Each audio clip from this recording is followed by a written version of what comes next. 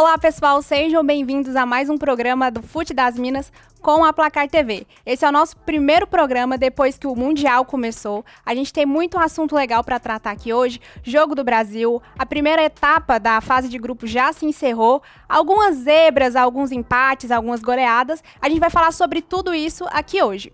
Vamos começar já falando sobre a estreia do Brasil na última semana. A gente havia tratado sobre isso aqui no programa. E assim, as nossas expectativas eram altas. Mas, vamos ser sinceros, elas foram superadas. O Brasil estreou com goleada sobre o Panamá. Em um jogo de gala, a gente viu uma atuação muito boa da seleção brasileira, um time muito entrosado. E olha, não foi demérito da seleção do Panamá, não. A nossa seleção mandou muito bem. A gente viu a Lauren estreando, né, poucos minutos antes da partida começar. A gente ficou sabendo que a Kathleen não ia jogar como titular na zaga, ao lado da Rafaele. E a Lauren estreou. Ela, que tem apenas 20 anos, jogou como se fosse uma atleta experiente já. Lá na frente também, que era uma dúvida se entraria Bia Zanerato ou Geise, a gente viu a Bia Zanerato entrar e marcar o primeiro gol dela em Copas do Mundo. E vamos destacar também a atuação da Ari Borges. O time em si mandou muito bem, só que a Ari Borges, na estreia dela nas Copas do Mundo, já chegou fazendo um hat-trick, fez 3 gols. E foi muito engraçado de ver também que a primeira reação dela foi essa aí que vocês estão vendo. Ela chorou, se emocionou. No segundo gol, ela já ficou mais animada e no terceiro ela já saiu fazendo 3, comemorando, fazendo dancinha junto com a Caroline, que é a parceira dela lá no meio. E foi muito legal de ver. Destaque também para a Bia, como eu disse, que fez um dos 4 gols. E a gente não pode esquecer que quem deu o passe, aquele passe brilhante, que foi pensado em grupo, assim, foi a Ari Borges. A Bia fez o primeiro gol dela em Copas do Mundo e o Brasil venceu por 4-0. Fazendo um giro agora sobre a primeira rodada da fase de grupos, a gente teve jogos equilibrados. Pudemos ver partidas onde a gente esperava um desempenho mais abaixo de algumas estreantes, mas a gente viu equipes que souberam se defender muito bem, souberam propor jogos, e a gente teve algumas estreias que foram surpresas, como, por exemplo, a França empatando em 0-0 com a Jamaica. Ninguém esperava esse placar, foi uma grande surpresa para todo mundo. A Inglaterra também, contra a estreante em Copas do Mundo, o Haiti, ganhou com apenas um gol, ainda foi um gol de pênalti. E também teve o Canadá, a seleção que é campeã olímpica, empatou em 0-0 com a Nigéria. Então a gente pode tirar por isso que desses empates, desses resultados inesperados, que a gente tem uma competitividade maior no Mundial. A gente pode ver um nível mais elevado das equipes e a gente espera que isso possa melhorar a cada Mundial que apareça. Que as seleções possam ter mais investimento, que isso é resultado de um bom investimento das federações, nas atletas, nas seleções femininas, e que a gente possa ver isso aumentar nos próximos mundiais. Terminando agora o nosso giro pela primeira rodada, vamos falar sobre os próximos jogos. Principalmente e especificamente Brasil e França, que é um dos jogos mais aguardados aí pelo torcedor brasileiro. É um jogo que tem deixado muitas pessoas em dúvida sobre como vai ser, só que a gente pode tirar por base como foi a primeira atuação das seleções nessa primeira fase, né? A França, por exemplo, vem de um empate inesperado que ninguém imaginava contra a Jamaica, e o Brasil estreou, como todo mundo sabe, dando uma goleada no Panamá. Muito se fala sobre como o Brasil vai se apresentar nessa próxima partida. A França, independente do empate, ainda é um oponente muito forte, que tem peças fortes, vem com um treinador que está fazendo uma boa campanha, e fica esse questionamento. Muitas pessoas falam, será que o Brasil deveria começar com a linha de 5 lá atrás, como fez na finalíssima contra a Alemanha?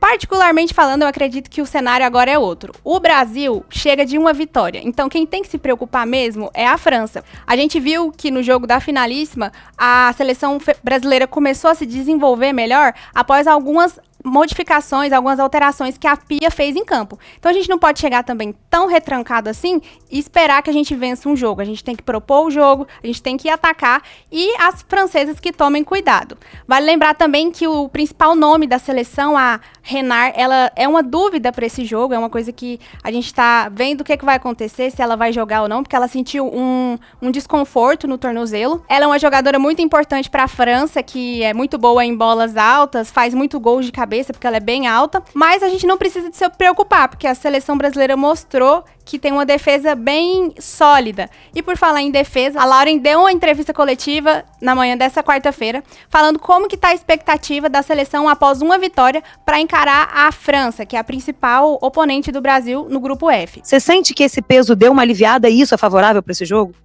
É claro que todo jogo de Copa é muito difícil, é Copa, não, a gente tá vendo os resultados das outras equipes, o quanto os placares estão apertados, o quanto os jogos estão sendo difíceis, mas essa estreia sim trouxe confiança para o grupo, isso é muito importante. Acho que a gente, além de ter ganhado, ter feito um bom jogo, ter sido consistente no jogo, favoreceu isso, a gente realmente ganhou confiança pro próximo jogo. Lembrando que o Brasil, se ganhar o jogo contra a França, no começo a gente imaginava um empate já uma coisa boa, né? Mas agora o cenário é outro, então se o Brasil ganhar esse jogo, ele já fica com o pé lá nas oitavas de final. Depende apenas de alguns resultados entre a Jamaica e o Panamá, mas se ganhar, a gente já pode se considerar classificado em primeiro lugar no grupo. E a gente sabe que isso implica outras coisas lá na frente, mas vamos deixar as oitavas e os nossos próximos oponentes para os próximos programas. E agora a gente vai falar sobre os jogos que já aconteceram nessa segunda rodada da fase de grupos.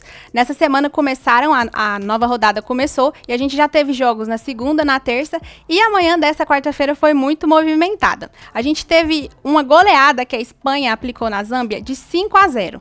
Esse resultado fez a Espanha já estar classificada para as oitavas de final, e o grupo C, que é o grupo da Espanha, Japão, Zâmbia e Costa Rica, já está definido. A Espanha, como eu disse, já passou, e o Japão, que também tinha feito um jogo um pouquinho mais cedo, ganhou por 2-0 da Costa Rica e se classificou. Espanha em primeiro, Japão em segundo, ambas com 6 pontos, mas o Japão está em segundo devido ao saldo de gols.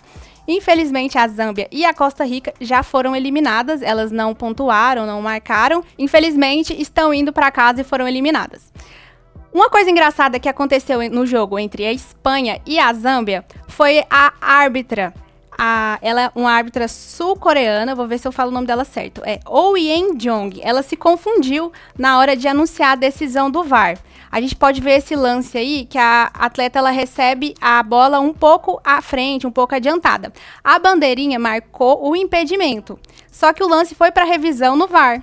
Como vocês podem ver, ela recebe aí o cruzamento um pouco à frente, a bandeirinha disse que estava impedido. Foi para a revisão do VAR, só que o VAR disse que não estava. Depois da decisão já dada, a gente viu que tinha um pouco de mão na frente. After the review, number 17, no offside, final decision, goal! Porque agora na Copa do Mundo Feminina, a árbitra ela pode anunciar para o estádio inteiro escutar o que aconteceu, qual foi a decisão do árbitro de vídeo.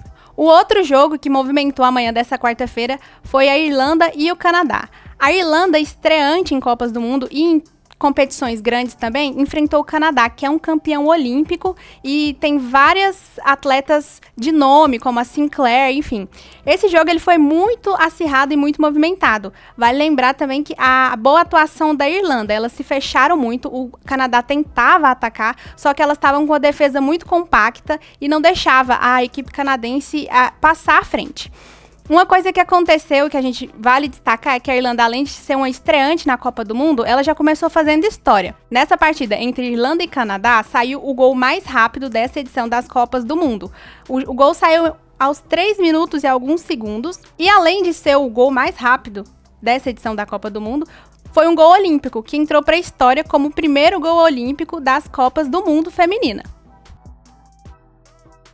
A Irlanda já chegou fazendo história, né? Primeiro gol das Copas do Mundo Feminina na estreia, um lance bem bonito. Não sei se a atleta fez de propósito ou se entrou, mas parece que esse era o objetivo dela. E agora vamos fazer um apanhado sobre o que aconteceu na segunda-feira e na terça-feira, antes desses jogos que eu comentei hoje, que foram as partidas entre o grupo A e o grupo B. Se o grupo C está definido, o A e o B está completamente bagunçado ainda. A gente tem várias seleções empatadas em pontos, algumas com pouca desvantagem. Então, tem muita coisa para acontecer na terceira rodada. Muitos times, muitas partidas vão definir as oitavas apenas na terceira rodada da fase de grupos. A seleção das Filipinas fizeram história ontem ao ganhar o primeiro jogo da Copa do Mundo delas contra a seleção da Nova Zelândia. As donas da casa, que estavam super animadas por ter ganhado na estreia contra a Noruega, perderam ontem e ficaram em desvantagem dentro do grupo A. O outro embate do grupo A foi entre a Suíça e a Noruega. Foi um jogo muito acirrado que terminou empatado. Então não tem nada definido nesse grupo ainda e tudo vai se resolver só na última rodada. O grupo B também está indefinido, porque com a vitória do Canadá, o time assume a ponta. Só que a gente não teve o jogo ainda entre a Austrália e Nigéria. E dependendo de quem ganhar esse jogo, o time pode assumir a liderança e aí tudo vai ficar para se resolver só na última rodada. Bom, ainda tem muita coisa para acontecer nessa fase de grupos, mas o que a gente já pôde ver desde a estreia da Copa do Mundo Feminina é que tá uma coisa muito boa, tá muito gostoso de assistir, porque o nível tá muito alto, as seleções que eram favoritas não estão ganhando sempre, não estão ganhando com um placar tão elástico assim. A gente pode ver uma competitividade muito maior, atletas bem preparadas, e uma coisa que a gente tá sempre destacando aqui no programa é que o investimento em cima das seleções femininas também estão aumentando. Então essa boa representatividade, esse bom desempenho das seleções é fruto de um investimento que está sendo feito nas atletas. Então elas estão tendo o seu valor, estão tendo espaço para poder jogar e podem se desempenhar da melhor forma possível. O programa de hoje fica por aqui, a gente se vê na próxima quarta-feira. Na quarta-feira que vem, o Brasil já vai ter feito mais 2 jogos e a gente vai saber se ele se classificou em primeiro lugar, como foram os resultados dos outros jogos e, claro, a gente vai trazer também as notícias e os updates das outras seleções. Conto com você aqui na próxima quarta e o programa de hoje fica por aqui.